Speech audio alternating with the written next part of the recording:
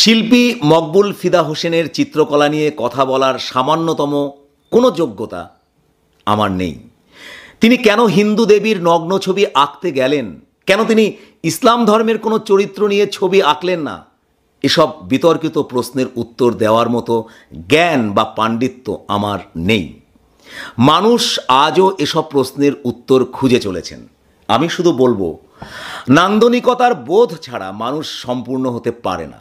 আর এই নান্দনিকতা বোধ, এই শিল্পরস অনুভবের জন্য শিক্ষার গুরুত্বপূর্ণ ভূমিকা আছে। সেই শিক্ষায় শিক্ষিত হতে না পারলে অনেক সময় সমাজ জীবনে তার ভয়ঙ্কর প্রভাব লক্ষ্য করা যায়। শিল্পীর স্বাধীনতাকে তা অবরুদ্ধ করে।